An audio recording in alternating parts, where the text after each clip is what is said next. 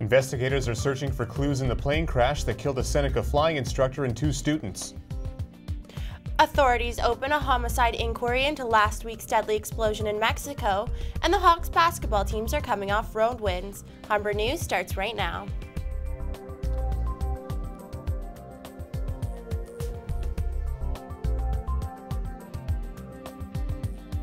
Hello, it's Friday, November 19th, 2010. Welcome to Humber News, coming to you from the Broadcast Center here at North Campus. I'm Tom Parisi. Thanks for joining us. And I'm Amy Douglas. Ahead on our show, we have all your news, sports, and entertainment highlights, as well as your 5-day weather forecast. But first, Tom has our top story. A Seneca flight instructor and his 2 students are dead after a training flight ended in tragedy. The single-engine Beech 33 aircraft went down last night in a field near the Highway 407 north of Pickering. A police helicopter discovered the wreckage last night. The instructors and his 2 students, 1 male and 1 female, were pronounced dead at the scene. The victims' names were not released, but a memorial service will be held next week. Investigators are trying to determine the cause of the crash.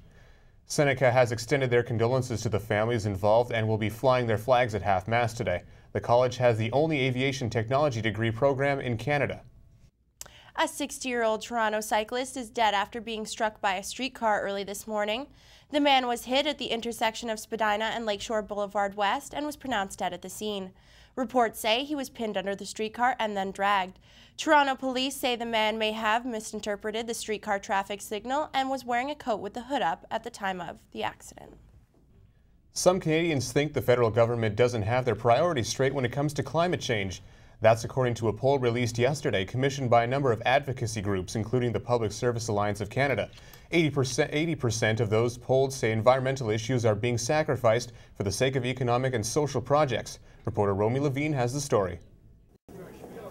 In a time of economic distress, what should come first? The future of our livelihoods or the future of our planet? A recent poll suggests that Canadians see the government focusing too much on the economy and not enough on the environment. This poll comes at a pressing time as Bill C-311, which set out to create greenhouse emission targets, was voted against by the Senate. At Humber, students address climate change on a much smaller scale. Well, I would say continue on with the recycling and the compost and doing all that, because I know most people still don't do that. Although some Canadians feel like the Canadian government isn't doing enough to support green initiatives, there are things that individuals can do to promote sustainability. At the Humber Arboretum, senior nature interpreter Lynn Short says she encourages people to familiarize themselves with the numerous environmental organizations in the country. Public can support those kinds of things, and those initiatives hopefully will put pressure on government to make changes. Today's government may not be thinking green at the moment, but Lynn has hope for future generations. They're the future, and hopefully if they care, maybe they grow up to be the politicians that care. Romy Levine, Humber News. The Liberal government is warning Ontarians home electricity costs will have to increase by 46% over the next 5 years in order to pay for much-needed hydro system upgrades. To off the increase, McGuinty has announced the Ontario Clean Energy Benefit, a 10% discount on hydro bills starting in January and lasting for 5 years. The discount will save Ontarians almost $155 annually, and small businesses will almost save $2,000. A 39-year-old Toronto man is in court today after being charged with fraud under $5,000 for allegedly faking brain cancer. Police say Christopher Gordon began telling friends and family he had cancer in October of 2009 and organized a fundraiser that brought in $3,000. It's the 3rd time this year a charge has been laid in Ontario for faking the disease to profit financially. The TTC has released its customer service figures.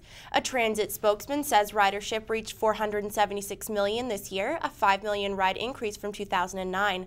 Complaints have also risen 11%, with 34,000 issues reported to the TTC this year.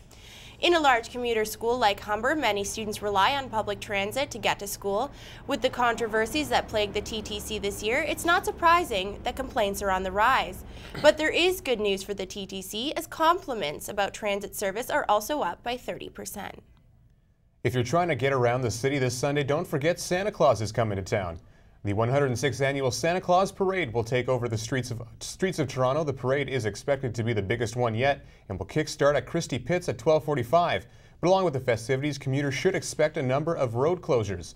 Bloor West will be closed from Ossington to Avenue Road for most of the morning. The Queen's Park area from College to Queen will shut down just before noon. Portions of Yonge and Jarvis will also be closed during the early afternoon. When we come back, we'll have all your national and international headlines. Christina Russo will have a sports update, and we'll have your weather forecast with Mesa Alajami. It's really cold outside, so bundle up. I'll have all your weather details after the break.